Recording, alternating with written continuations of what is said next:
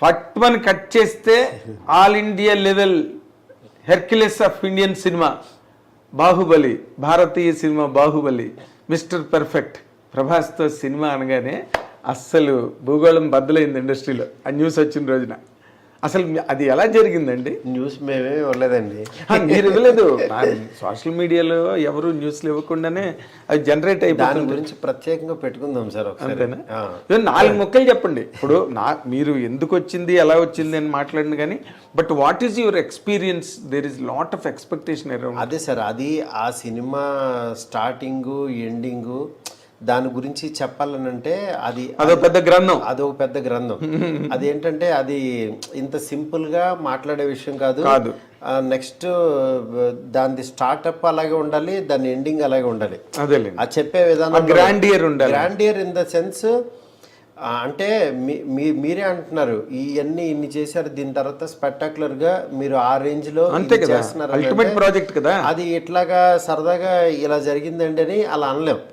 ఎందుకంటే దానికి ఆయన ఏమి నమ్మాడు, నాలో ఏం చూశాడు, మా ఇద్దరం కలిపి మేమేం ప్రపంచానికి చెప్పదలుచుకున్నాము, ఆయన ద్వారా నేనేం చెప్పదలుచుకున్నాను, ఇవన్నీ ఒక పెద్ద ఇది ఉంటుంది. అవునండి.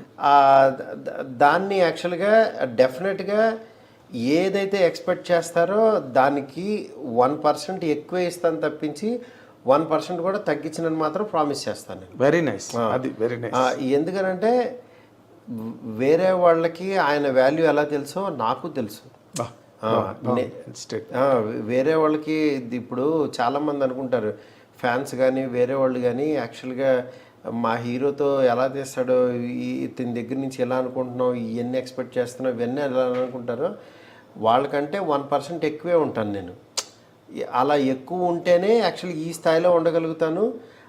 ఇది మీ ఫ్యాన్స్ అవ్వచ్చు, వేరే వాళ్ళు అవ్వచ్చు, మళ్ళీ హీరోకి అది నచ్చజెప్పి ఆడియన్స్కి ఏం కావాలో అది ఆయన దగ్గర నుంచి డ్రా చేసి వీళ్ళకి ఎలా చూపించగలుగుతున్నాం, ఆ మీడియేషన్ నేను ప్రాపర్గా చేయగలుగుతున్నానా లేదా, ఆ పాత్రని నేను చేయగలుగుతున్నానా లేదా అనేది నా మనసాక్షి తెలుసు.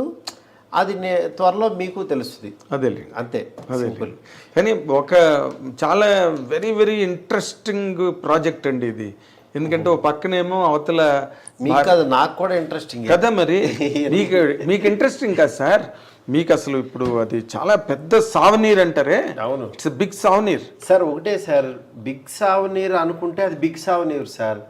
అది ఒక పని అనుకున్నాం అనుకోండి, అది 18 అవర్సే కష్టపడతాం సార్.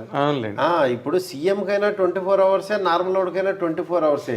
అమ్మ సీఎం సీట్లో కూర్చున్నాను, నాకు 4 గంటలు ఎక్స్ట్రా కావాలంటే ఏమి రావండి. కానీ మన వర్క్ని యాక్చువల్గా ఈ సీఎం పదవిని ఎలా ఇది చేస్తున్నాం, ఎలా టైం ఇస్తున్నాము, మెంటల్ పీస్ ఎలా గెయిన్ చేస్తున్నాం, మధ్య మధ్యలో బ్రీతింగ్ స్పేస్ ఎలా పెట్టుకుంటున్నాం, దేనికి ఇంపార్టెన్స్ ఇస్తున్నాం, దేనికి మన మాట అవ్వచ్చు, మన పని అవ్వచ్చు, దానికి వాల్యూ ఎంత ఇస్తున్నాం అనేది ఉంటుంది.